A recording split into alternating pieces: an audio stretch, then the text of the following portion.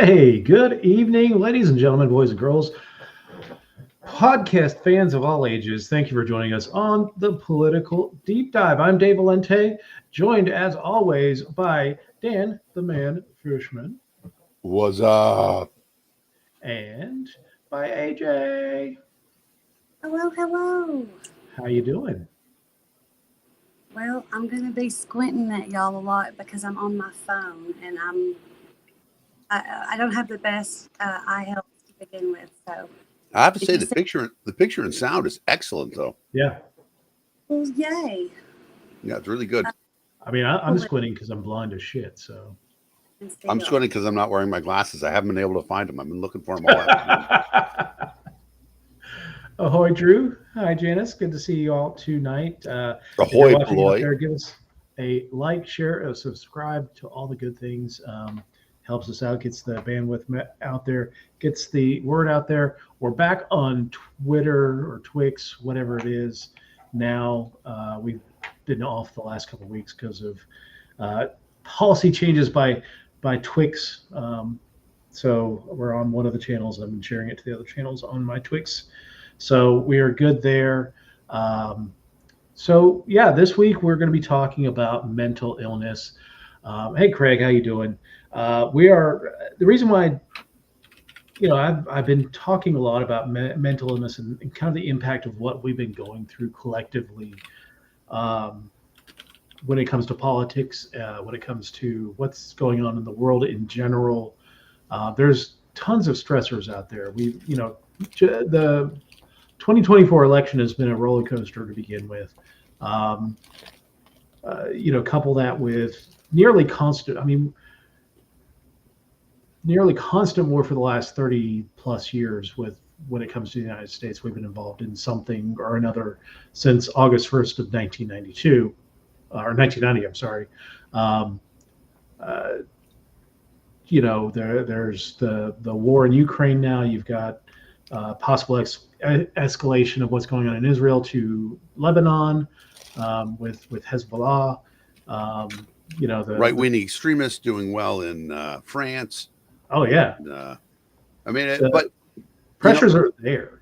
It's interesting because, like, I can remember 9/11 clear as a bell. I mean, I'm old when 9/11 happens, and I thought to myself at the time, I'm like, this is just one more super crazy thing. Because I thought the Desert Storm was like a crazy thing to have happened in my generation. And I think what happens is that as a child, you're sort of protected a little bit from the craziness, unless you have the misfortune, the bad luck to grow up in a house that has real craziness in it, in which case that sucks even more. Yeah. But the one constant thing in life is that it can be a shit show at any point in time. And that's the thing that weighs upon us. It's been shown through experiment after experiment that your capacity to absorb things is just like your capacity for carrying things. You can only carry so much. You can only live with so much. And there has to be a way to lighten your burden physically, spiritually, mentally, whatever, or you're going to break down. Yeah. And it's that's not what just we're talking about. And it's not just, international news of things going on. I mean, there are stressors in everyone's life. Like, I honestly went through some really bad stress this year with my wife being sick, constantly sick for a month and a half, being apart from her for a month and a half, getting her back home and helping her recover. I've had a really rough year. And so this last month, I decided to seek counseling, psychological talk therapy. And we could talk about the difference between what a psychologist is versus a psychiatrist. If you're going to a psychologist, it's more talk therapy to understand traumas and triggers within your life and how to deal with them, giving you ways to manage those stresses and those triggers in your life. A psychiatrist can do all that, but they can also prescribe medication to deal with those triggers and real mental illness of the chemical imbalance side of mental illness. So Perfect example would be sometimes you can have both. yeah. Yeah, you can have people can definitely have a team, and there's a Yeah. lot of times that a social worker is an important part of your mental health team as well. You can think of examples in popular film or popular media. Dr. Malfi in Sopranos is a psychiatrist. Yeah. Because she listens and she talks, but she also prescribes drugs to Tony for things like that. Yeah. Sydney in MASH, and I may be dating myself a little bit there, but Sydney's a psychologist, right? He comes up and he talks to the guys and he helps them deal with wartime stress and stuff like that, but he doesn't give them medication for it. He doesn't say, I don't know what the state of psychotropics were supposedly during the Korean War, but I can't imagine they were great. Well, and I think there was a reticence back in the day when it comes to the military in prescribing drugs that would impair your ability in the battlefield. Right. If you're prescribed some heavier medication, that it would probably pull you out of combat. So I think that they were much more favorable towards psychology versus psychiatry. Yeah. And then there's the role of a social worker too, and there are lots of social workers who are licensed practicing therapists as well. They have often a different background. A lot of them come out of family therapy, stuff like that. And there's a lot of times that, I'm biased, but I used to work at a psychiatric hospital. And the social workers were the ones who I found had the greatest life experience. And if you were talking about, life stuff, family stuff, things like that, social workers had that covered. If you're talking about things that were more complicated, psychologists are where you want to be. And then for the stuff that you really need meds for, only a psychiatrist can do that. Although they have been experimenting with allowing psychologists and nurse practitioners in some states to be able to prescribe psychotropics. Yeah, nurse practitioners have been getting a lot more power when it comes, and it's born out of the fact that we do have a health crisis in the country and that we don't have enough healthcare professionals to provide support. So they're looking at things like, allowing nurse practitioners to do a lot more than previous. And there's also a massive shortage in mental health providers. Anybody who's been trying to get mental health resources or appointments or things like that will know that it has been a very difficult time to get it because just understand we've come out of, and Janice points one of the biggest triggers out there, the whole COVID crisis. The impacts that COVID had on people doing, going from fully active in their communities, out there talking to people, and then being shut in for weeks to months, and then restricted access, and putting things on their face, and all the stuff that goes along with that. The grieving that comes from your loved ones were in a nursing home at the time, and they died alone because you couldn't be there. Yeah. The guilt that comes with that. Yep. People carry that. I mean, they really do. They carry it with them. The survivor's guilt of any situation, and we all went through that together. And some of us had slightly different situations than others, but we all had some version of our life completely changed. Yeah. I think there are a lot of people who, in the beginning had to deal with a lot of fear. What is going to happen? Is this really going to be, the end of life on Earth? A lot of people. I got my papers together. Yeah, exactly. That sort of thing. Right. That was one of the hardest things that my wife and I did was say, okay, first let's talk about, for me with a chronic lung condition, if I got sick, who knows what it would be. Talk about what do we want to do, but also talk about, here are all my passwords. Here's how you manage my account. Here's how you get access to all my savings accounts, IRAs, stuff like that. And that stuff that is hard to do. That is hard to do as a couple. It is. And it's funny because we had a conversation.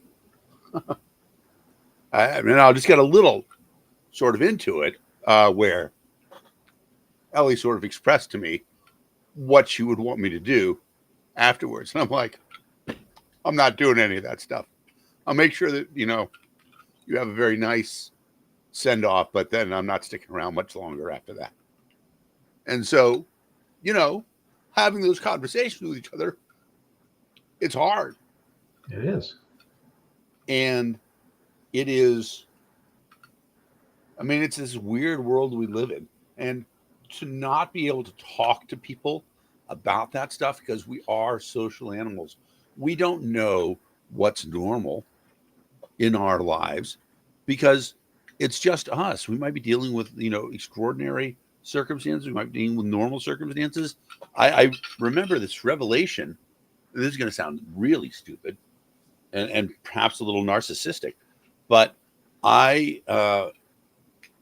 when I was graduating high school, I was with a group of my friends, and I'm like, guys, I got to tell you, I'm worried about the future, right? I'm not sure what's going to happen when we go off to college and stuff like that. And they're all like, oh, yeah, we're like that too. I'm like, really? It's not just me? I'm like, no, everybody's worried about the future. And, it was such a relief to talk to other people about that. So, in that space, though, it's also a weird set of circumstances because it's great to be able to talk to people about that, but it's hard to be able to do that as well. Yeah, it is. Being vulnerable with another human being can be so difficult. Whether it's a friend or a family member, or you go to therapy for the first time and you have those nerves. And that is so normal. It is so typical to be anxious before an appointment that you really don't know how this is going to go. You're going to have to open up to this person and give them a chance to respond. And the nervousness of it all is completely normal. Yeah, I was absolutely. That has seen like 5 different therapists. I was absolutely nervous. This week was my first appointment, and getting into, it was. I didn't know exactly what to expect, and not going too deep into everything, but it really was, almost like a trauma dump. You're talking about all the stuff that's going on in your life, and things in your past that might have triggered stuff like that, and you're just putting out as much out there as possible. And it's just like peeling the layers of an onion back, trying to get to the core. And it was difficult, and I don't think we got even a fraction of the way there, because there's just so much there that you want to pull apart and really delve into. And I think too, we tend to gaslight ourselves sometimes. Oh yeah. Where we sort of say, wow, that's not really what happened, or blah blah blah, about our own life truths. And being in a place where you can say to somebody else a truth is sometimes the thing that makes it more real for you. Yeah. And so there's this benefit to talking. And if you can have a way to talk with a professional, that's a really great thing. And the resources have never been better than they are today. Yeah. If you haven't noticed, on the bottom of the screen, I am scrolling through hotlines. If you are having any issues and you need to talk to somebody, and you don't want to talk to one of us, there are plenty of resources out there. The Substance Abuse Mental Health Administration has a helpline, National Suicide Prevention Lifeline. The hotline is 988. Just dial 988, just like 911 when you're having a physical emergency. For mental emergency, you need help, 988. And 988 is in English and Spanish, just for those that need it. Because that's a really big deal. It's a really big deal right now. I have contact with people all over the United States right now, and mostly in the West since I've moved out here. But there are a lot of people that are so very scared and not sure what's coming next because what's everybody doing on the TV? Well, they're talking about immigrants. Well, are they going to stop there? Are they just going to move everybody that they don't want? I mean, everybody's really stressed out. And And some there's of my Spanish-speaking clients, are terrified, just terrified. Sure. So.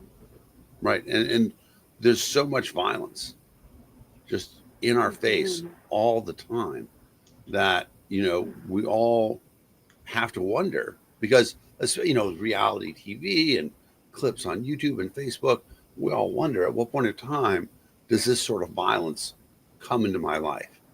And, if you are, an undocumented person, you wonder at what point in time did something happen and suddenly I'm in front of it.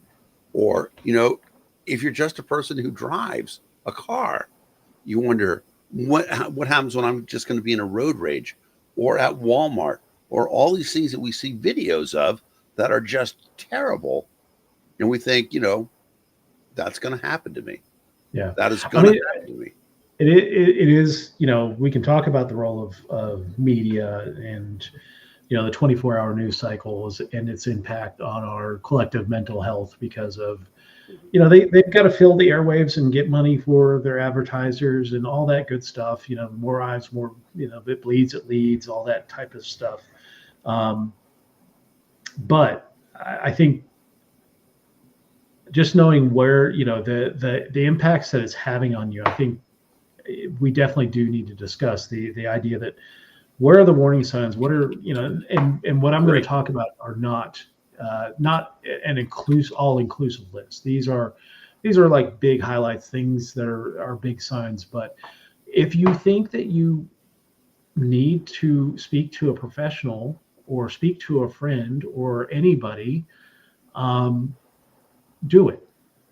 Err on the side of caution. That's my advice, is to err on the side of caution, because even if, and well, everybody's going to have something. How do I know?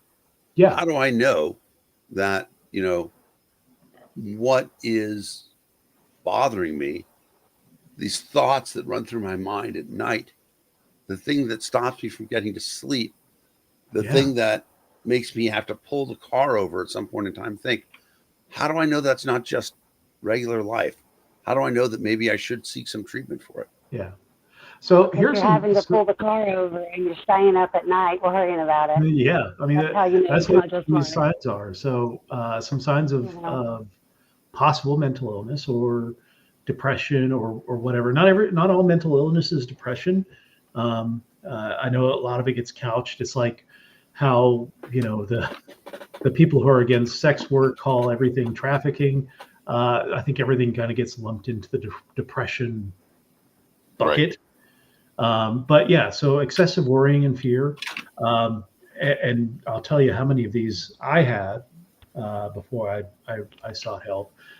Feeling excessively sad or low, confused, thinking of problems concentrating or learning.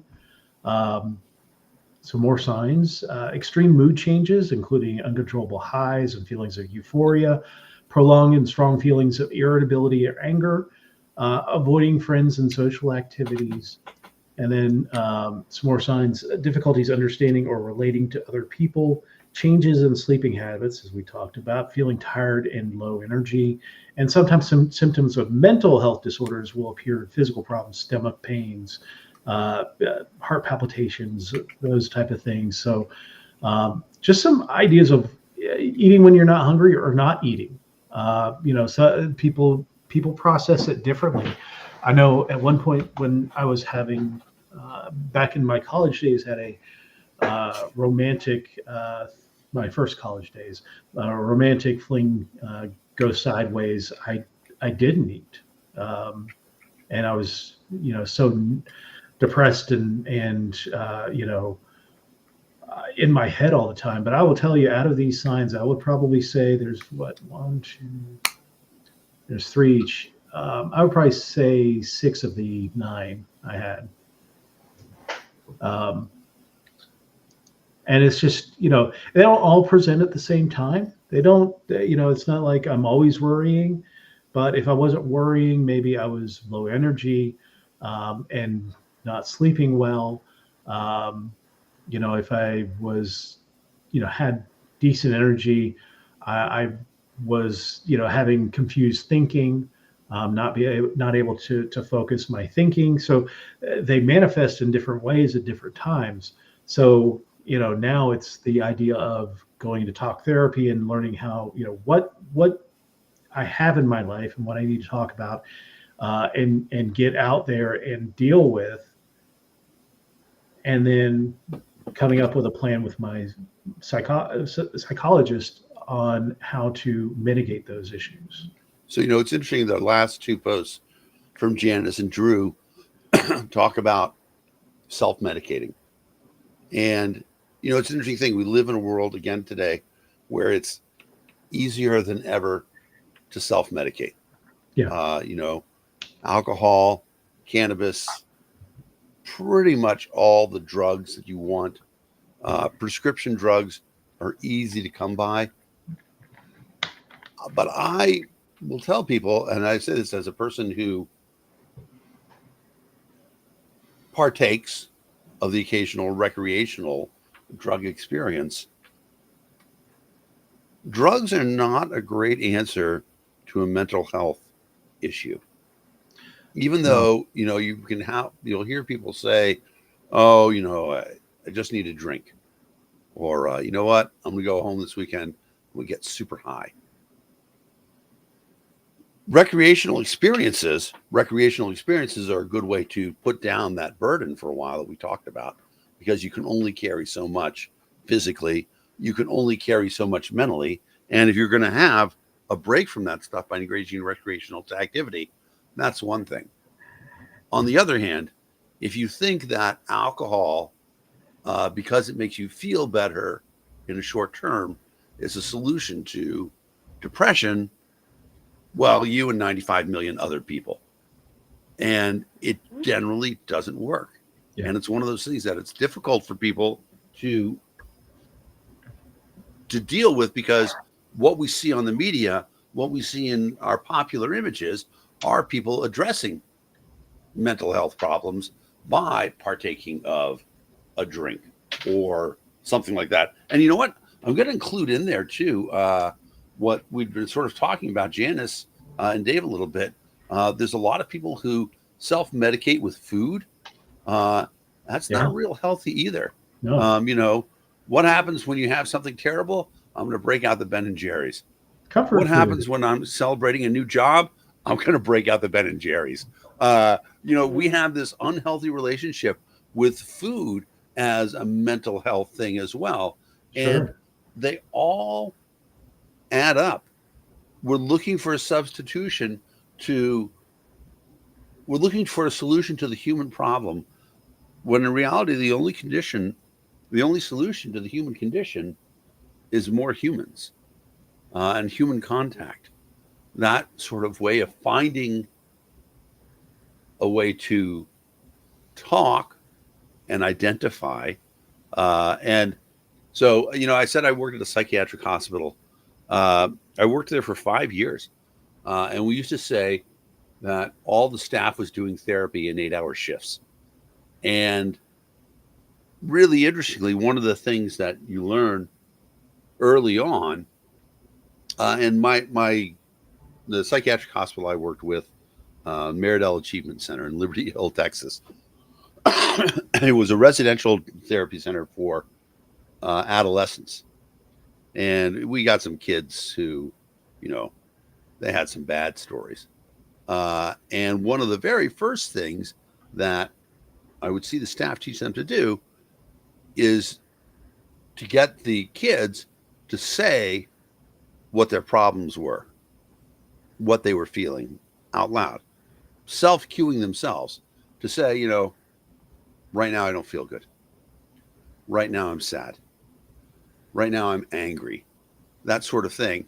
And, that's a nice first step that everybody can get to, and it will help you have a better idea as to what's actually going on. If you can start saying aloud what your feelings are, it gives you an idea of how many times am I actually sad over the course of the day? Because, everybody gets sad every now and then. Again, it's the human condition. But if you find you're saying to yourself 6 or 7 times a day, I'm sad, I'm sad, I'm angry, I'm so angry that I'm seeing red, I can't take this anymore, that sort of thing. Talking to yourself is a good way to start feeling and identifying what's going on with you, because that's how you know where your mental health case is, right? Yeah. That's how you take your own temperature for mental health. It's how you're feeling and what you're able to say to yourself. Well, and I mean, but there are some times I that didn't work in like I work. Go ahead. no, go for it. AJ first. AJ first. I didn't work in a psychiatric hospital, but I kind of did. I worked at a county jail, and that Yep. county jail, I would say a good 50% of the population easily was actually suffering from some sort of psychosis, especially people that had been doing drugs for so long. At that point, they really are just, they're gone, Yeah. And we would have people that came in there that had the mindset of 12-year-olds, and they're in there for assault because somebody touched their shoulder wrong, and they reacted. They reacted the way a child would. But they are, 6'4". You can't react the way a kid would when you're 6'4". And that's the reason that they were there at the jail. And yes, these people would self-medicate, and they'd come in and they'd be withdrawing from all of these different drugs, and then you'd have to find the right medication for them. And we found the right cocktail. There you are again, hi. And it would be just like, because they were repeat. The only time they were on their medication and stable was while they were in jail, and the 2 weeks after, because we always sent them a 2 weeks worth of meds. And then it's a never-ending cycle with some people. It really, really is. And I don't want to discourage anyone. I just, so many of them, the reason that they ended up at the jail was because they did decide to self-medicate instead of reaching out and saying, this isn't right. And admitting that, yeah, something's here, and I need to investigate that. And some of them, of course, didn't have the resources, but some of them did. And they chose, they chose the alcohol or whatever it is. And I can say that with certainty, because they come back to the world, they're kind of embarrassed to see me again. Shake your microphone, AJ. Didn't work. Yeah, we're getting a little bit of buzz from you. Hold on a second. Let me. You're good. I'm going to mute you right quick, and then we'll. Yeah, I'm not sure what's going on with it. Yeah, we're getting weird feedback. Maybe my guess is going to be either reconnect the Bluetooth. Hi, Holly. Welcome to our show. Hey, Holly. It moves in and out. Right now, it's just a little bit. Yeah, it's much better. And it just started too. So we can hear you. You sound kind of like a cyborg, though. Yeah.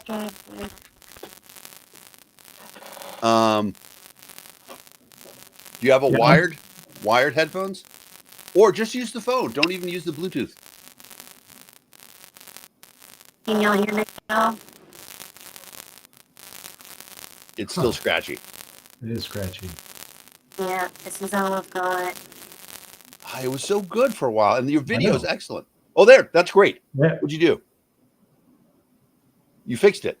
It's good. All right. Well, that's good. All right. Wait, maybe she muted herself. Oh, yeah, she muted herself. That's why it sounded good. Yeah. Darn it. It's okay. It's okay. Y'all have a good night. I don't want to jack up the show.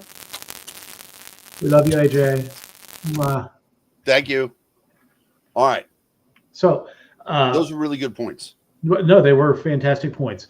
One of the things that I hear a lot when talking about mental illness and addiction, because addiction is often one of those things that sprouts out of mental illness because you're not dealing with an issue in your life. Yep. And you're using whether it's cannabis or alcohol or even harder drugs to repress your your memories, your that what you're trying to avoid dealing with. And Right. a The lot of what voices in your happens head that are uncomfortable.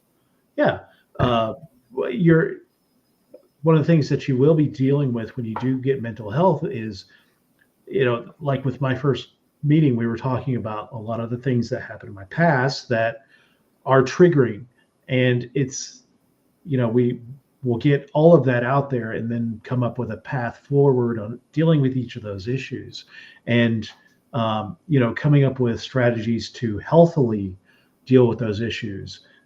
What to do when you are confronted with this issue, rather than shutting down. Like sometimes I get so overwhelmed, I'll just kind of I have like executive paralysis. I just can't make a decision because it's just so overwhelming. So that's one of the big things, that how mental health can lead to things like substance abuse, because you are dealing with something in your past that you don't know how to deal with, Right. and you don't have a strategy to deal with it other than, well, when I get really fucking high, I don't feel it, Yeah, or when because I it get numbs. really drunk, I don't think about the trauma I had when I was a child. When I'm using heroin, I don't think of shit. So Right. I just completely unplug. Well, it's an interesting thing, and I don't want to glorify heroin, No, but we've talked about it before. That people will say like there are, people will say that the first rush from heroin is better than having your first child born. It's a better feeling than that, and that's a scary ass thing to say. yeah, it is. So I get that point about it, but what's interesting about it is that you know the other thing that is a real gotcha in terms of mental health is our ability to rationalize things. And in many ways, the people who often need the most help are the people who have the capacity to think their way through things and solve a lot of problems. And they think, I'm going to be able to solve this problem. I'm going to be able to do this on my own. When in reality, a lot of times we're in a place because of either a lack of resources or lack of understanding or something that has made us Disposed. predisposed, motherfucker. Words are hard. Yeah, you have a proclivity for, because that's easier. You have a proclivity for getting into this sort of pattern where, you don't even realize that it's self abuse, but you are berating yourself or, shaming yourself or criticizing yourself. And then you get into a feeling where you're not worthy of this good thing. You're not worthy of good people. You're not worthy of health care, mental health care. Yeah. And those are the things that are easy to address if you can. If you can find the way, that first step, start talking to yourself, a little bit of self cueing, identifying your feelings, maybe keep a journal. Janice suggested that earlier. And then based on what you look there, you say, maybe I should talk to a health professional. And the medical system is so set up for this right now. It's so different than it used to be. You can tell your primary care physician, say, I'm having these thoughts and they're complicated and I don't know what to do with them. Can you recommend somebody? And they will recommend somebody for you. And that'll work really well. Yeah. Yeah. It's it is like with substance abuse and self harm. Um, it is an immediate fix to your problem. It's not a long term fix. It's not, but with drug use and things like that, you tend to need to take more and more to get that fix, and it starts to cause a cycle, because you're doing more and more things to get that fix, to escape that problem that you haven't dealt with, that you're piling on more problems, that you need more drugs to escape, more alcohol to escape. And um, the reason why I think it's better to deal with your problems and work with a professional, or work with, however you can do it. My suggestion is working with a professional, but deal with the problem so that, next time another problem that maybe not quite related, but has some relation to it, you have the abilities to deal with that problem and be able to take that problem on head on, and not spiraling into another cycle of, I got to get drunk to get out of the, get my head out of this space. I got to, medicate to get out my head out of this space. I'm able to do this thing and deal with the problem and work on that issue without resorting to bad habits to, make myself feel better rather than just dealing with the problem. Yeah. And though I think, we've hit the thing pretty well for National Mental Health Week or Mental Health Month. But remember, too, that everything that we're talking about, maybe it doesn't apply to you right now, but maybe there's somebody who's hoping that you can be the person that cues them, that says, there are a bunch of resources out there. Maybe we can talk about stuff, but maybe, you might want to talk to, just ask your physician and say if they've got somebody to recommend, a way to do it so that you don't have to be alone in this thing. And that's, go ahead. You got a good employer. Employers do have employee assistance programs that do have mental health resources. You may be able to get a couple of introductory sessions free through your employer.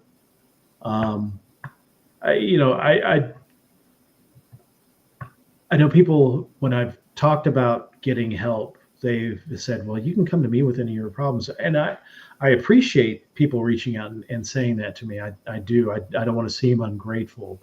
But I did want to get in front of a professional. One, I don't like dumping my problems on my friends, and I don't want to have them worrying about me. But I also want somebody that does have the resources and have the training to provide me the resources with dealing with what I'm dealing with, because I don't want to become a burden. Exactly. And I want to take what at this point, I know that I don't know a lot, but I'm trying to share what I can, because it is such an important issue right now. That's why we're sharing these mental resource lines and mental resource information. This is such a slow one. All right, there we go. Sorry about that. So National Suicide Hotline, the crisis lines, and we're doing warm lines for less emergent issues that you might want to or need to deal with. Yep. But the other thing about it is sometimes it starts here, right? It starts with a conversation on a podcast. So bring us your shit. Yeah. Bring us your happy. Yeah. Whatever it is, we're happy. We've gotten some great comments here where people have offered fantastic stuff that can help you. And all of this is sharing and giving people more resources. The more that we talk, and I know not everybody wants to listen to our voices, but not just us talking, but the people here in the comment section talking about what they're dealing with and how they've dealt with things only helps. It provides people the ability to share their information. Uh, you know, I know that I'm in a place where I'm starting to seek help, but I don't have. I'm really wanting to be able to help other people get to that point where, um, just as you have a primary care provider when it comes to your healthcare, I almost think that people should really have someone that they talk to as far as mental health providers, whether it's a social worker, psychologist, psychiatrist, one of those three, to be able to help you. Because I think a lot of people have issues. You can't have existed in this world in the last decade and a half without having some kind of trauma, whether it's inflicted on you with external events or internal events. Yep. I want to go to Holly's point. The 2 points there. First of all, Sure. 100%. People worry that things can be expensive, but the obvious answer to that, can you afford mental health care? Can you not afford mental health care? In theory, if you are, living in America right now and you have a plan that is consistent with the AMA, it has mental health coverage in there. So ask your primary care physician, what do you recommend? What can I do? Call your exchange person if you're on the exchange. But chances are pretty good you have something in there. But it is the system of life that shit cycles in and out. And the one constant to all of that is you. And Holly's 100% right. Your physical health, nobody would say, well, you know what? Maybe wait on that heart palpitation you've been thinking on because maybe it'll get better. No. Unfortunately, there probably are a lot of men that do that historically, but That's true. Yeah, it's just as bad. It's not a good policy. And it's just like with, and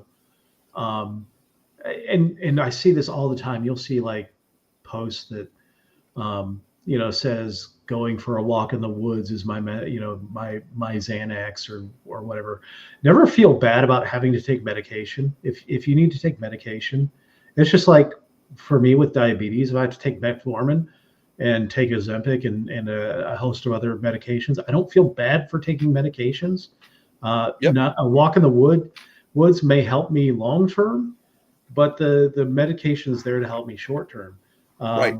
Take your medications and don't let people, especially ignorant internet assholes, right, dissuade you from taking your medications and doing the things that you need to do to take care of yourself. Right. And it is true too, though, that thing about a walk in the woods or your yoga or whatever it is, time invested in you is always worthwhile. Yes. Whether that time is therapy, whether that time is whatever, don't be afraid to invest time in you. Don't be afraid to invest money in you. If you need to talk to a professional, if you need to find out if you need to talk to a professional, those resources are available. So find a way. And you know what? Some people, church is their thing. Some people, yoga is their thing. Some people, video games are their therapy. Some people, they talk to a mental health care professional. Everybody's path is different. Yeah. None of them are right. None of them are wrong. Find your way. One size fits all, fits none. Exactly right. That's a great way to put it. And just to point out, Dr. Jordan is one of the most brilliant people I know. So no surprise that she's dropping gems of wisdom out there. She's awesome. Yeah. Thanks, Doc. Let's see. But yeah, take care of yourself. And mentally take care of yourself, because this is, it is part of your health.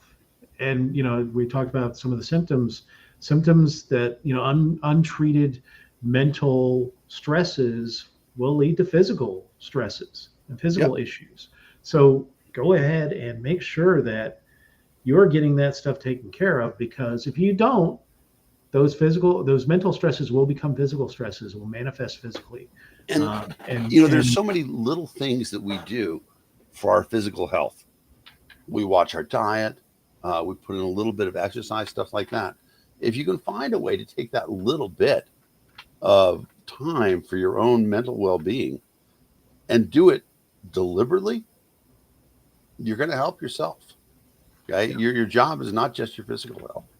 So all of those things, Janice, I will tell you that for at least, this is 22 years ago, but engineers, software engineers, we would go and we would get very expensive manicures because you work with your hands, and so to do something awesome for them.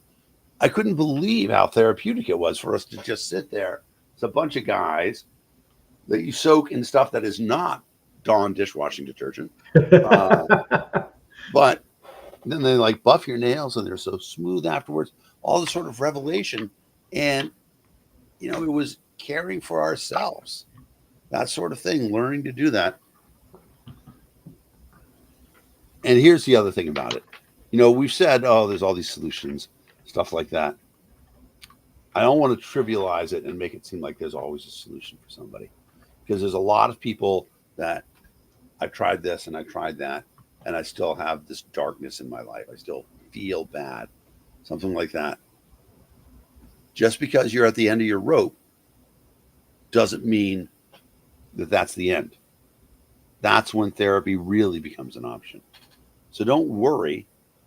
Now, see, pedicures, it's a different thing for me. Like, I want to do the one where I put my feet in the tub with a fish and they eat off the dead flesh. That sounds very exciting to me. I've got ticklish feet. No. Yeah. All right. No. I either the pedicure or and I've had a pedicure before. It's not a pleasant experience for me. I've never had a pedicure. I think that I think that my feet look amazing, and I think everybody else's feet look terrible. Oh, mine look terrible. I've had foot surgery and I've got a Frankenfoot. See, my foot. Let's see if I can get it up here. Never give away the foot stuff for free, Dan. But see, right, exactly. But see, look how small my little toe is. Right? It's because I'm further advanced. Are you wearing do you wear high heels with a point? Is that why you're? No, that's just the way they are. In fact, I rarely wear shoes at all, and when I do, it's almost always open-toed sandals. Yeah. I'm a huge fan of Teva's. In fact, I have like 3 of the exact same model of sandal because I like them so much. I don't like flip-flops. I hate the little thing going between my toe that just. Yeah, no, I don't like that either.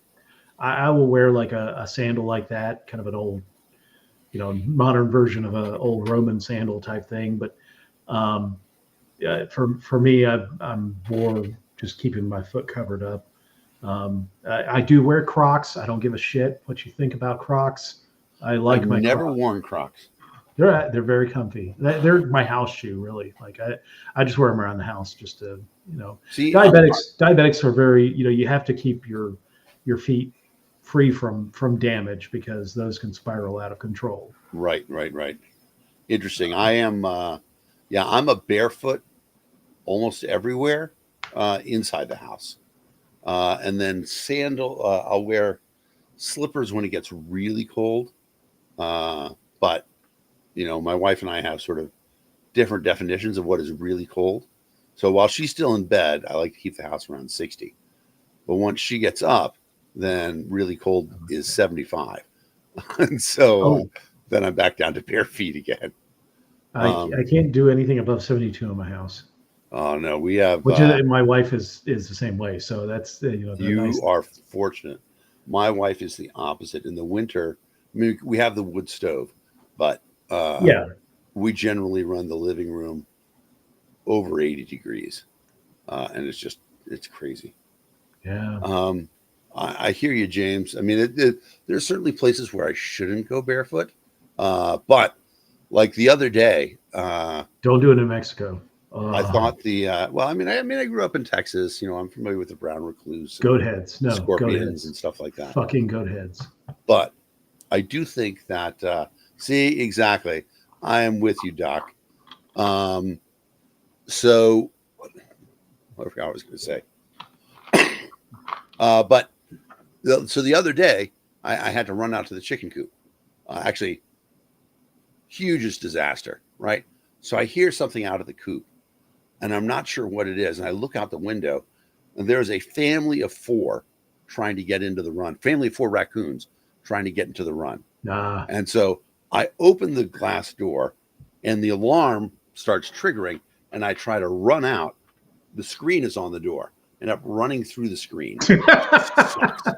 Just I like to fix things.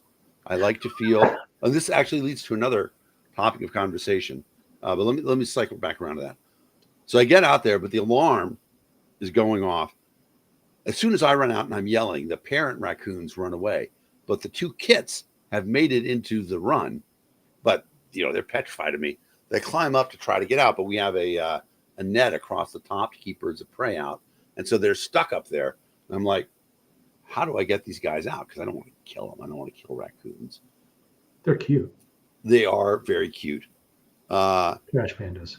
So I have a pair of welding gloves, and I ran and got the welding gloves, and then pulled them down from the fence. And they didn't try to bite me, thankfully, and I don't think they could have bit me through the welding gloves. But once I pulled them down from where they were stuck in the corner, they went away. But so here's my thought today, and this is going to cycle around to the thing that I want to talk to. If you want to hit mental health more, we can do a little more. But I want to talk a little bit about DEI. Yeah, we can. So I had a very what I would have referred to as a manly day. I did a lot of physical labor. I moved the chicken coop around. I cut a hole in a chain link fence and built a little tunnel so the coop can get into the chickens can get in there, stuff like that. But I don't think I want to refer to that as being manly anymore, because it's not a gender specific term. And so what do I say in this space? I was thinking I could say I had a very rugged day, or I had a very physical day, something like that. I will say I was very pleased at my ability to do, I didn't do 8 hours of hard labor, but I did 6 hours of hard labor, which for me at 56, I'm pretty so badass. I did have a badass day. That's a great, that's a great way to put it.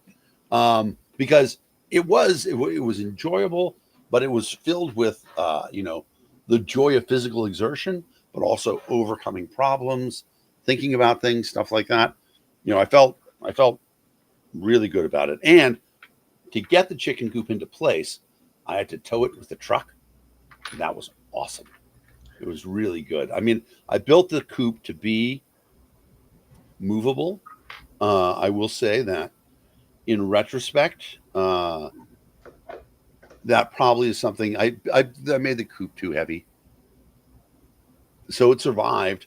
This is its second move, but there's no third move in this coop's life. It's gonna come down. Like it's built in an A-frame, and there's 3 sections, but the parts that keep the A-frame in place, those all barely survived. I can tell they're on the end, and so I'm just not going to move it anymore. So I took the wheels off of it. But that was my exciting day. But so that idea of changing it to not use gender-specific terms cycles around to this idea of DEI and everybody being so unhappy. The thing that probably irritated me the most was people saying that Kamala Harris was a DEI hire. Yeah. I think that of people on the show, right, none of us really like Kamala, right? We dislike her as a politician. We dislike her policies. Policy-wise. As a person, there are some things that she's done based on her policies that I'm not very Yeah, clear. I mean the hypocrisy of cranking up the war on drugs while you're still smoking cannabis and then laughing about it. Yeah. That's really a terrible thing. But none of us would suggest that she's not qualified to be president. I mean, attorney No. general of the largest state, district attorney of a major city, U.S. senator. What more qualifications should she have? To say that was a DEI hire, I mean, who else was there? People in the Democratic primaries, Elizabeth Warren. Elizabeth Warren, first of all, she does claim to be Native American. So she would also have been a DEI hire. But also, uh, you know, uh, Susan Rice was briefly in the race. Um, Oh, this is 20. Pete That back in Buttigieg. 2020. Yeah. Yeah. No, I'm saying in 2020, people who ran against. Well, basically anybody who is not, and Pete Buttigieg because he was gay or is gay, but anybody who's not a straight white male can be Yep. accused of it because it's all of this the same thing. That's it was what Right. affirmative action was the buzzword back in the day. Then it became like PC and Right. CRT, and now it's DEI. And next year somebody's going to change the name of DEI to something else that it's going to end up being the new term to denigrate somebody just because they don't trust them. Here we are watching the Olympics, and we were talking about this earlier. Women's soccer team had a big win over Germany. Yeah. You're going to be watching the Turkish volleyball team later on. Yeah. There's all sorts of stuff going on. At the last Paris Olympics, there were 3,100 athletes. 2,900 of them were men, and 135 were female. It's DEI, the I being inclusion, that caused these women's programs to come into existence. And the reason why American women are awesome at soccer, it's not because as a nation we're awesome at soccer. It's because we were awesome at inclusion and saying girls get to play sports just as much as boys do. Yeah. And in fact, the Western nations came to that realization later than us, though. And trust me, nothing galls the Germans and the English and the French and the Italians more than the fact that America is so good at women's soccer, and the South Americans too. And yet you see changes happening in South America where machismo was a big thing for a long time because women are starting to play sports. That's sort of inclusion. It's embarrassing to watch. If you're a Brazilian and used to watching the Brazilian men's national soccer team beat the piss out of everybody. Yep. And then a team of Americans, come down and beat the piss out of your women's national team. You can have as much machismo as you want to. Either you're going to compete, and I think that's a great change that, we can talk about Title IX and how that's had an influence on bringing that, equity within sports from our collegiate level into a national discussion about women's sports and how that is working. Right. And it's an interesting thing. James, I'll make an interesting point about this. I don't know that that's 100% true because they have weight classes in the UFC. Because when they didn't have weight classes in the UFC, the big, enormous people always won consistently. You'll hear people say it's not the size of the dog in the fight. It's the size of the fight in the dog. No.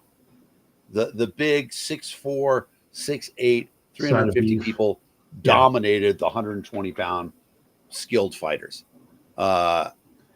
which is why they have weight classes, and that's appropriate. But inclusion, right? Women participating in sports, and all the statistics are out there. I don't remember them now, but if a girl plays sports, her outcomes are generally so much better than girls who don't play sports. And the same is true for women in advanced ages. If you are a woman and you're in an adult sports league, statistically, all sorts of better things happen in your life. Not saying you have to do that. There's other things that you can do, but I will agree that anybody can deliver a knockout blow. Anybody can deliver a knockout blow. Well, and what's interesting about it is, of course, I have a respect and fear of Holly Jordan. Yeah, well, and there right now. But what's interesting is that, of course, our friend right now, Ovens, has just released. This ties into mental health, right? They are co-branding a psychedelic mushroom with Mike Tyson. Well, and, that's another thing. I mean, I was going to talk about this when we were talking about mental health, is that one of the crimes of our government, the vast crimes of our government, is the fact that we can't test some of the drugs that are being abused do have some ability to help people with mental illness. Cannabis is cannabis is far better than some of the hardcore psychotropic drugs that they prescribe. Psilocybin in microdoses has shown, but the ability to research MDA, Molly as well. There are lots of veterans who will tell you that their PTSD, nothing touched it until they tried MDA. And then it was almost like a reset button for them. These are anecdotal, but anecdotal is what leads to actual studies. We do actual the government prevents stuff like that. Exactly. Especially cannabis. They prevent any studies on cannabis because it's still technically a Schedule 1 drug, although they're trying to move it off of Schedule 1. Which I will say, any president could do that with executive order. They don't need to go through anything Biden else. tried it. No, I don't know if maybe he'll do it now. The nice thing about being a lame duck president is that now you can do all this stuff. Thank you for joining us, Dr. Jordan. Please come back. Yes. Your comments made us a better show tonight. Holly rocks. Yeah. So, cycling around to DEI, though. Now, there is this complaint about DEI that is legitimate. Okay? There are times when people who are potentially better qualified for a job feel like they didn't get it because of some DEI regulation. I don't think that happens anywhere near as often as people think it does. No. But we do know, like, for example, universities had a higher test score ratio, a higher test score requirement for Asians than they did for other people to be admitted. And that's kind of bullshit. Yeah. I think there's something to it. On the other hand, it's a private college. Diversity is something that you want to promote on your college campus. And it's not unreasonable to say that the ability to take tests can, at least to some extent, be a cultural thing. If you come from a culture, go ahead. Well, I think, like the Ivy League colleges that have done this in the past, where they've made that test score variant for different races, and they've included other things to kind of mitigate the overall impact. The amount of stuff that a student has to do, like extracurriculars and things like that, to get into an Ivy League school. Now, there are the legacies and all that stuff that and if you got enough money, you can get in. But they have mitigated it through putting in other things, like you have to demonstrate that you do enough volunteer hours in your community, that you do enough extracurriculars, that you're a well-rounded student to come to Harvard or Yale or Dartmouth or wherever. Right. Because just being a good student isn't enough. A test score is a test score. Like, somebody scores perfect. When I went to Eastern New Mexico University, Portales, New Mexico, middle of nowhere, there was a girl on our campus that scored perfect on the ACT and the SAT. Right. She had no fucking people skills whatsoever. Yeah. I think she was on the spectrum. This is, back in the day before we were really aware of different ends of the spectrum and everything. Sure. But she was, she was brilliant, but had no way of taking her brilliance and putting it out there in a way that anybody else could consume. Like that, there was nothing that she didn't have the ability to convey her ideas and her thoughts and things. She could put it down on paper. She could fill in the bubbles on a Scantron. But when it came to actually being a functioning member of society, she just did not have those skills. And, eventually, that was one of the things that the people on campus would, work with her and greatest thing about college is that most of the stuff that you learn is outside of the classroom. And Right. Exactly. 80% is outside the classroom. She got a friend group, and they were able to, get her some actual people skills. Was she perfect by the time she left? No, but she was much better. Yeah. And that's exactly it, because there is something to having that well-rounded environment. Close to both of us is Howard University, which Yes. is in many ways often referred to as the Harvard of the HBCU community. But Howard is only like 70% African American, because they recognize that they want a diverse community in order to encourage excellence. And so there are lots of people from different ethnicities who go to Howard. There's some really interesting universities in DC area. Yep. I love Howard. I think, didn't Kamala go to Howard?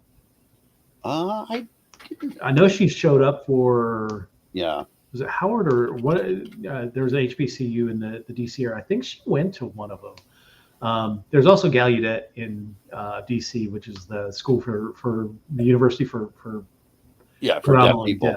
I will say, they do not admit people who are not deaf.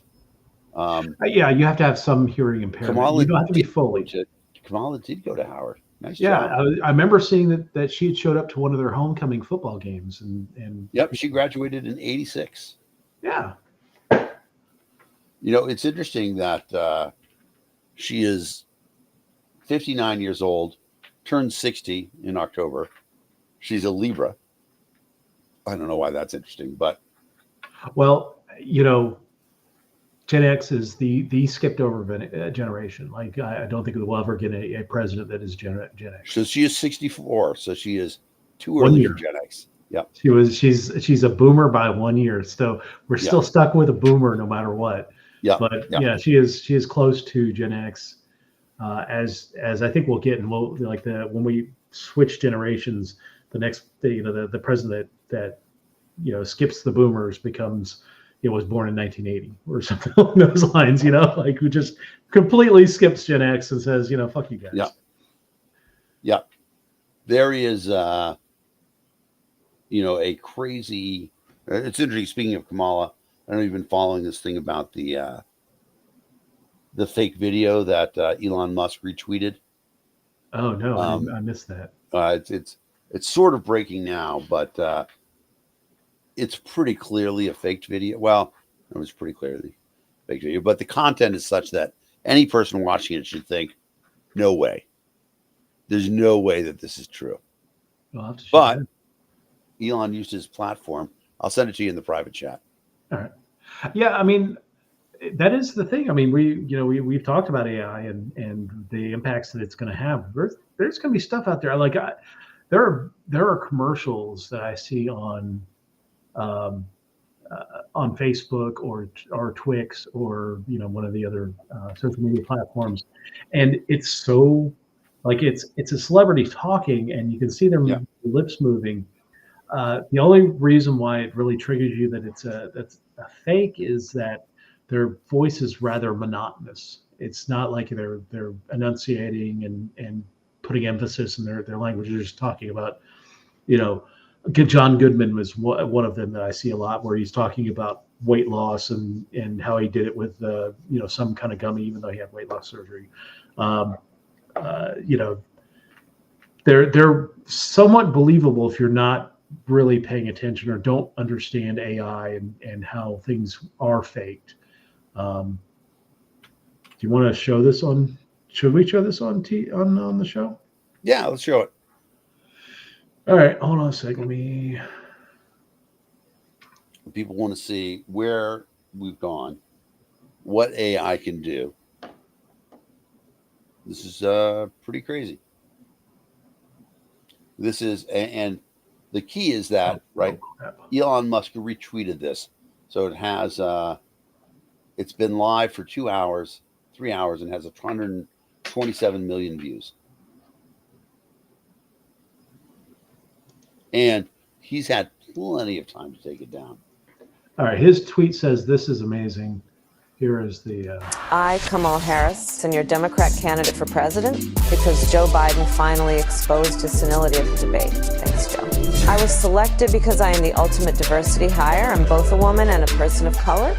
So if you criticize anything I say, you're both sexist and racist. I may not know the first thing about running the country, but remember, that's a good thing if you're a deep state puppet. I had 4 years under the tutelage of the ultimate deep state puppet, a wonderful mentor, Joe Biden. Joe taught me rule number 1, carefully hide your total incompetence. I take insignificant things and I discuss them as if they're significant. And I believe that exploring the significance of the insignificant is in itself significant. Talking about the significance of the passage of time, right? The significance of the passage of time.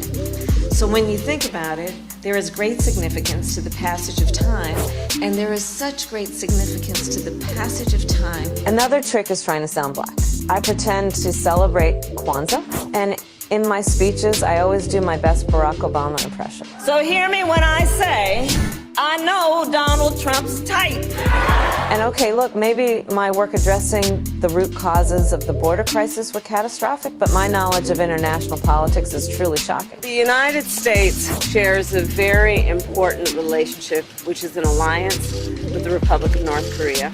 It is an alliance that is strong and enduring. And just remember, when voting this November, it is important to see what can be, unburdened by what has been.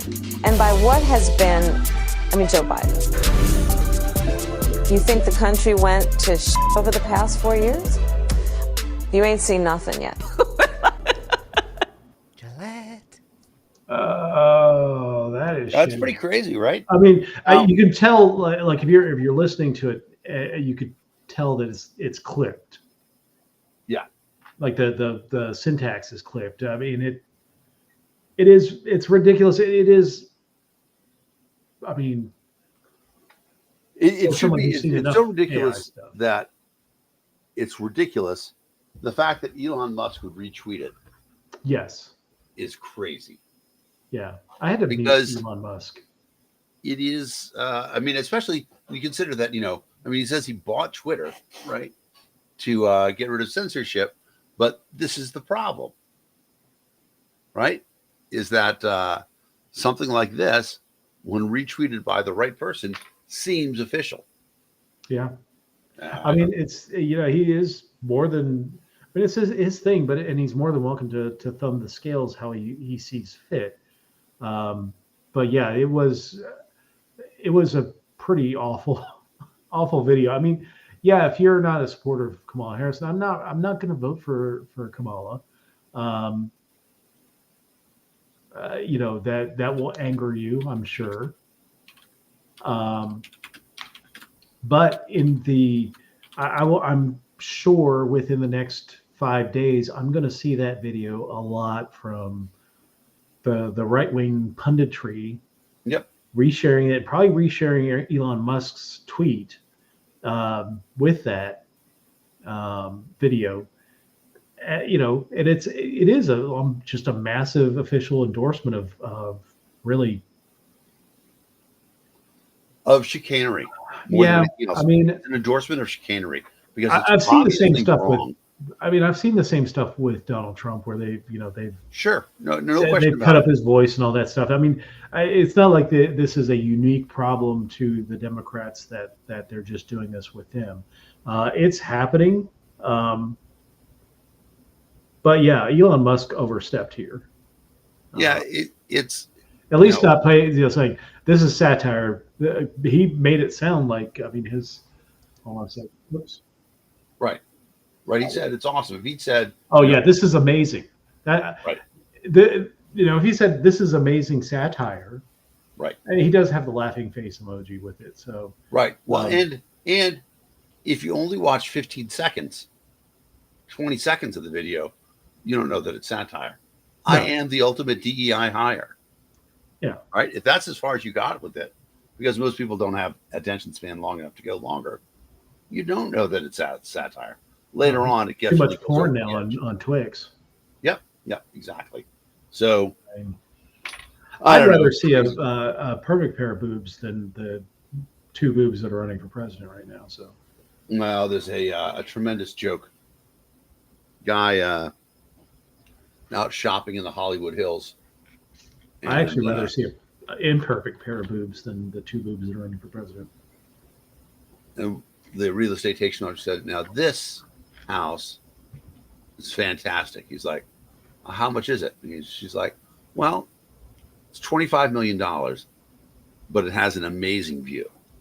He said, "For $25 million, I better see breasts pressed up against the window in the morning." Yeah. Sorry. Young college breasts, yes. Yeah. Should we quiz it? Where are we at in time? I feel like we're at 1:15. So before we quiz it, I just wanted to give another shout out to Daryl Perry. Perry's Simplified Rules of Order, covering Dan's face right now, the QR code down at the bottom here. Get my beard over. Check it out. It's great. Only what 12 pages of actual rules. Actually, the rules end on page 15. So, but very simple, easy to use. Don't burden your organization with Robert's Rules of Orders. It's crap. This is more than sufficient for you to run your organization. So check out Perry's Rules of Order. You can find it on Amazon.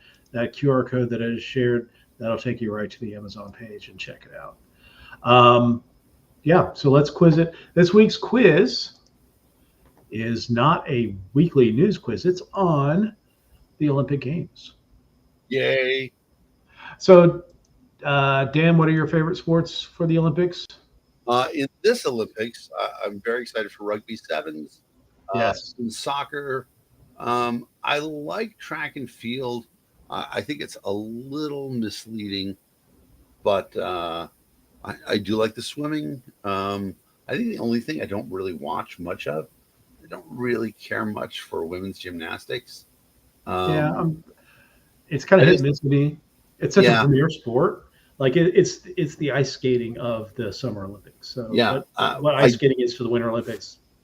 I don't really care much for men's gymnastics either, but the rings, dude, that is just insane. You're fading in and out, Dan. How about now? There you go. The rings, the pommel horse. Those are just such raw strength. The nut-defying pommel horse. Yeah, exactly. Those are astonishing to me. I like men's basketball. I think that this year it's U.S. by a mile. I liked it better when we were sending college teams, but the rest of the world's gotten too good to do that. Well, the rest of the world was sending pros, so right, exactly. You got to fight fire with fire. Yep. But yeah, so this quiz is all on the Olympics. How well you do know the Olympics?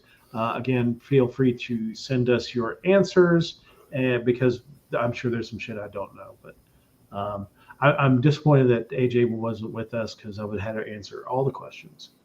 Right. All right, question number 1. In which year did women first compete in the modern Olympics? 1900, 1924, 1932, and 1948. I'm going to say 1900, even though I know, we talked about the statistic.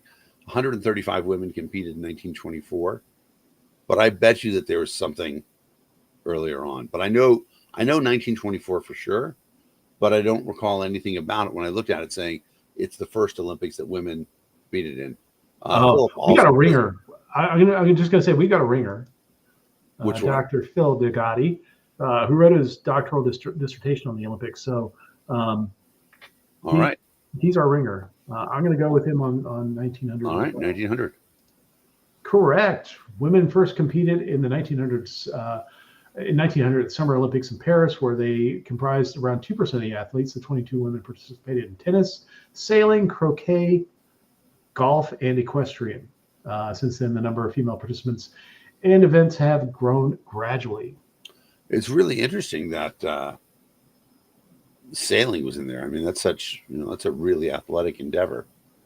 But I'm glad it was. Yeah, I mean, it's basically all the rich people sports. Right. That's exactly what it is. All right. Question number 2. What is the record for the men's 100-meter dash at the Olympics? 9.58 seconds, 9.59 seconds, 9.63 seconds, or 9.69 seconds? I have the mentality of a 15-year-old, so I'm going 9.69. Nice. I agree with you, just because like I can remember when it was over 10 seconds.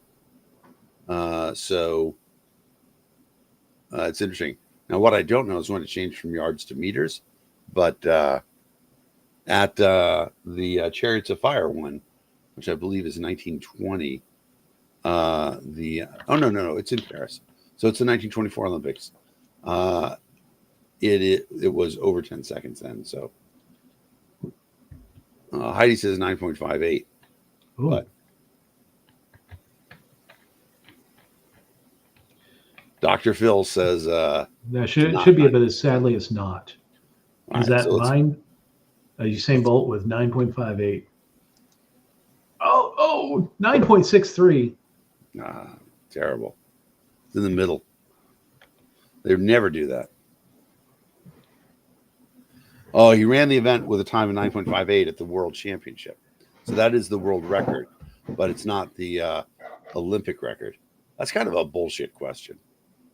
I mean, I appreciate that there's a difference between the Olympic record and the world record, but honestly, you have to be a pretty hardcore fan to know the difference between those. Yeah. All right. We'll take the loss on that one. It All is right. Question number fast, though. It is. Not much difference between 5'8" and 6'3". So. Yeah. Question number 3. What new events are being included for 2024? Foosball and horse racing, which would be awesome. Because, I would go for foosball and be drinking a beer during the competition, but that's just me. Flag football and lacrosse, squash and cricket, or breakdancing and kayak cross. I think it is breakdancing and kayak cross. I know breakdancing is a new one, so I didn't know kayak cross was one of them, but yeah, flag football and lacrosse are in for next year. If this was the '84 Olympics in Los Angeles, breakdancing would have fit right in. I really didn't understand that this is still. I mean, I know that people are still doing it. Yeah. But yeah, I did. I watched a little bit of it, and it was just terrible. I mean, it was really terrible. Breaking to Electric Boogaloo. Exactly. It was worse than that. I don't know. There's not much that can be worse than that. So, breakdancing will debut as a new sport in 2024 with an event for men and women and canoe slalom. Might be interesting to watch. First of all, breakdancing is cultural appropriation. Okay. Question number 4. What sports won't appear at the 2024 Olympics? Skateboarding and handball, which no. Watch handball. Handball for sure is there. Yeah, I was disappointed. Women's handball was not as entertaining as I thought it would be. Yeah, stick with it. Stick with it. No, it's actually it's a cool sport. I like handball. You know, my wife's from Croatia, and they're awesome in handball. Yeah. Gold medalists at the 2020 Olympics. Baseball and karate, which I think might be the one. 3-on-3 basketball and roller speed skating. I think that's it, actually. That might be it, too. And sport climbing and surfing is in right now. Surfing's in because it's in Tahiti. Right. It's like the first time they've had an Olympic event that is that far thousands of miles away from the host city. Yeah. It's kind of crazy, but in French Polynesia. So, yeah, it's pretty awesome. So, I think baseball and karate are in. I think it's 3-on-3 basketball. I don't think it's baseball. You don't I don't think so? baseball's in. I don't remember there being an American U.S. baseball team for the Olympics. Dr. Phil says baseball is out. So that's it. Baseball's out. Okay. All right. Out of here. Correct. Baseball and karate were both featured in the 2020 Olympics in Tokyo, which were in 2021. But won't be seen in Paris. Baseball has been a medal event 6 times since 1992. Probably will be back for the 2028, I would guess. Yeah. There'll be 2028 Olympics in Los Angeles. You know, it is worth mentioning that this is the Olympics that were going to be in Boston until the city of Boston rebelled. Yeah. Really just an awesome political story when it happened. Yeah. That was because I know there was lots of pressure to put it in Boston, and then it just fell apart. Boston won the bid, but the IOC wanted them to guarantee certain things, including like a new subway line, shit like that. And the taxpayers just revolted, which is pretty crazy because not many taxes that Boston says, oh, we're not going to pay that. But they did. And so Phil's from Boston as well. He graduated from Northeastern. Yeah. A beanpot school. There you go. Yeah. Question number 5 of 10. How many National Olympic Committees will compete in the 2024 Olympics? 98, 176, 193, or 206? I'm going to guess 193, but... No, it's 206. No idea. Is it 206? It is 206 because there are places like Hong Kong that have their own delegations. I saw that. Puerto Rico has their own delegation. I didn't understand how. Well, I mean, there's 283 countries, so 206 isn't ridiculous. But it was weird that Hong Kong had their own delegation. Yeah. Considering what China thinks about Hong Kong. How much they've been trying to suck Hong Kong right back in. I don't know in the past Macau had a Olympic team. I don't know if they got one this year.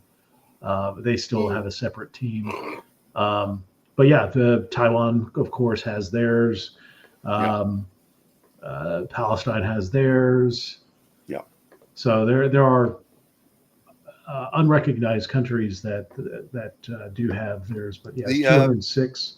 Vatican City has an athlete in slalom. No, I made that up. I was like, what? They have an entry in breakdancing.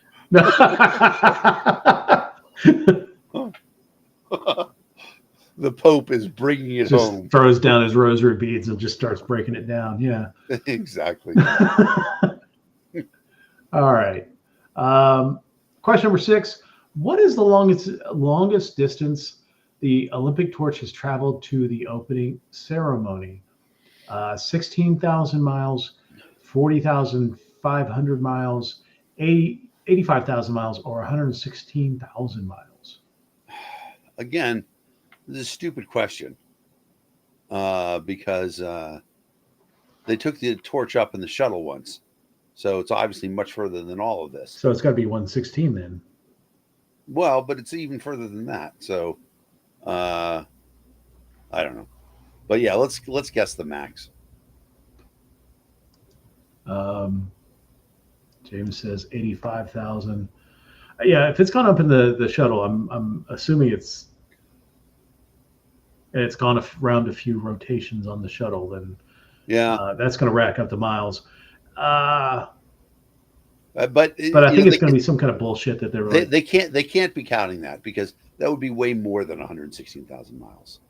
So that's actually a good point from James. Would it be lit in an oxygen-rich environment? It's a good question. I don't know. I don't know that they keep it lit all the time. Anyway, maybe it had like a fake flame on it. But, well, I know that they light it. They light it at Mount Olympus. Yeah. And then it goes. I mean, The furthest the Olympics have been from Athens. From Tokyo. Athens, I would say it was probably the Sydney Olympics, maybe Melbourne. Yeah. Probably right. Yeah. I don't know. All right, we're gonna go Max. Yeah, let's go. Incorrect. It was 85. James got Man, it. James, nice job. James, the man. Way to go. Olympic torch arrived in Beijing March 31st, 2008, where it traveled through 21 countries across 5 continents. 4 months later, the big flame returned to Beijing for the opening ceremony, completing the 85,000-mile journey. So the shuttle was not involved. Yeah. All right, question number 7. How old is Quincy Wilson, who could become the youngest U.S. male track Olympian in history? I'm going to say 16. Yeah, I think I have no idea. I saw something about him being 16. All right. Yes. Nice. From Potomac, Maryland, so Right not very around the far corner from here. me. Yep. Yeah. Failed to qualify for the 400-meter race at the Olympic trials, but made the pool for the 4x400-meter relay team. So is expected to compete. Awesome.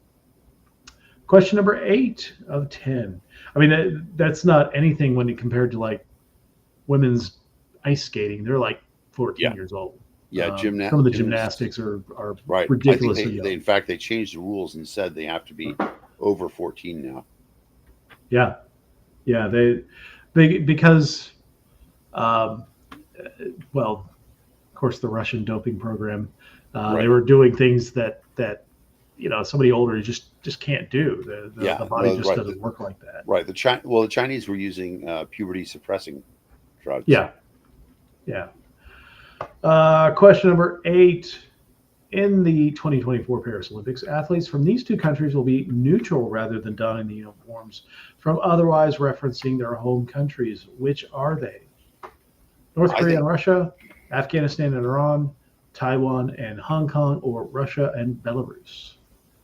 It's obviously Russia's one.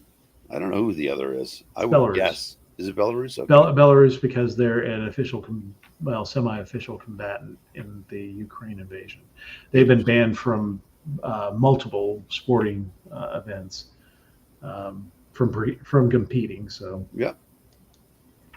All right. Yep. And it seems like every year the Russians have been in permanent trouble with the International Olympic Committee for several Olympics and not able to compete as their own nation. I think probably since the Sochi Olympics. So not a surprise with Russia, but Belarus is because they're participating in the Ukraine war. Yeah. Question number 9. What is the motto for the 2024 Paris Olympics? We surrender. Wide open. What's that? We surrender. Games wide open. Come together for a shared future. These all sound like bad campaign slogans. Parisians saw the headline in Le Monde and said, tourists invade Paris, and they immediately surrendered. Light the fire within.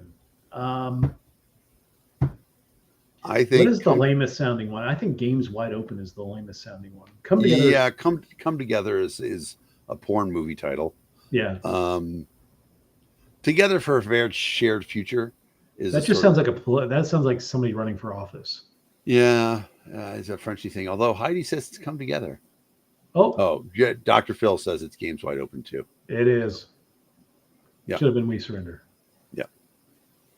And you get the double meaning of We Surrender too. We surrendered and Yes Surrender. We. Organized the 2024 Olympics. Made the goal of opening up the Olympics to be more inclusive of the public, which was cool. I mean, what did you think of the whole opening ceremony on the Seine? I confess I didn't watch any of it. Oh, I thought it was cool. I mean, how they did it. My favorite part of the opening ceremony and the closing ceremony, that matter, is the Parade of Nations, and they kind of sprinkled it throughout the opening ceremony, so it wasn't like you just had this big block of countries coming in. So I thought that was really cool. Kept my attention a little longer than I will say that I recommend to everybody when you are traveling, do a river tour of the big cities that you go to, because it's just a fascinating way to see the city. Hey, London, one of my favorite things to do is to get on the commuter boat and go to Greenwich and then hop back and forth on the median. Um, Paris, you can take there's a commuter boat that travels down the Seine, which is just fantastic. Boston, you should do the Charleston's Boston got them Harbor. too. Yeah. Harbor Tour. Actually, if you haven't done it yet, go over to Alexandria, Old Town Alexandria. There Yep. at the mouth of the river. Well, the at the port there. Yep. Yep. Yep. And catch a At the boat end of down. King Street. Yeah, at the end of King Street. Catch the boat and go down to Mount Vernon. Phenomenal tour. Oh, I've never Best done way to that. do the tour. That would be Yeah. awesome. I would like to see that because my house is right across the river from Mount Vernon. Yeah. So that would be cool. Yeah, definitely go that way. They serve you beer on the boat, so I mean you can get a little lit. I like that too. On a hot days. We went there. It was like 105 degrees. It was awful hot, but yeah, that is the way to go there. All right, final question. What year did the Olympics first achieve equality in the number of men and women competing? 96, 2004, 2020, or 2024? I'm going to say 2004. Although 96 Celine Dion was awesome. 96 was America, right? 96 is LA. No, 96 was Atlanta. 96 was Atlanta. Still America. Yeah. Sort of. Right. Yeah. Greatest story about the 96 Olympics was that they did the kayaking on the same river they filmed Deliverance on. Really? Yes. Wait, don't tell me. I know this. It's not the Tallahatchie. It's Chattahoochee. It is the Chattahoochee. I lived on the Chattahoochee for a while. My girlfriend in Atlanta. college was a competitive rower. She would go to the head of the Chattahoochee every year. I mean, if I was talented enough, I would have gone to the 96 games and just played the banjo along the river near the. See how fast they go. You got a pretty mouth. It's great like a pig. Technically, this one is considered the first one to be gender equal. None of them have really been that way. But yeah, there's the way that they're counting. It's at least as gender neutral as it has ever been. All right. So yeah. Man, that's a great chart. Hey, can you save that image and send it to me? Maybe. Just do a screen grab. Oh yeah, I can do that. All right. Thank you. I will do that. That's amazing. Yeah. So we got 8 out of 10. Not bad for news of the week is one thing. Testing ancient Olympic knowledge is another thing. So speaking of ancient Olympics, have you heard about the controversy of the opening ceremony using a I don't even know what the picture is. I've seen it before, but it's a French painter. Yeah. It's the Feast of Dionysus or something like that. Bacchus, people saying, first of all, they're saying it looks like the Last Supper. The Last Supper, which is a little bit bullshit. But even so, it's just friggin' ridiculous. It's not always about you. Yeah. People should, it doesn't matter what they did, right? If they had drag people on stage, somebody was going to be upset about it. Oh, of course. I'm fed up with these small-minded fucking bigots. What is wrong with them? Nobody is threatened, right? A man in woman's clothing is not a threat to your society. We've had men in women's clothing for as long as it, Shakespeare. Yes. Right? All that stuff. And so it's just, I don't know what the deal is with it.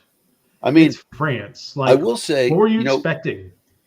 It reminds me of Jerry Seinfeld has a bit where he talks about shopping in the mall. And he's like, and the worst, of course, is, your girlfriend wants to go into Victoria's Secret. And it's like, I never want to go in. I always feel like, I'm just a little too close to trying something on. And yeah, it's crazy. This scandal is like every other piece of fake outrage, like DEI and all that other stuff. It's the anti-woke movement. And here's the thing. It all comes down to the anti-woke part of it. The opposite of woke is being asleep. People want you to be asleep to the inherent meanness and intolerance that they are putting into today's society and trying to get you to ignore. They said it was the Last Supper, but also there was like 18 people. Yeah. Right. And there's only 12 disciples. Well, there was a lot of outrage by people who have a very tenuous grasp on religion. Yeah. But they wear it on their sleeve as their, that's their end all be all. Yeah. Crazy shit. All right, man. Yeah, I think we're good for this week. We will be back next week with another episode of the Political Deep Dive. Thank you so much for joining us. Give us a like, share, subscribe wherever you're at. Helps us out, distributes the show out to a wider audience and gets more people conversing. Thank you so much for Dr. Phil Degatti, James Sabina, Janice McKenzie, Craig Violette, just everybody who's joined us tonight. Dr. Jordan is no longer on with us. Thank you so much for joining us tonight. I really appreciate everybody watching. Also, guys, if you think there's a conversation we might be interested in, tag the Political Deep Dive in it. Yeah, we'll tackle anything. Yep. We bullshit about all kinds of stuff. So. Exactly. All right. All right. Thanks, everybody. Good night, Gracie. Good night, Gracie.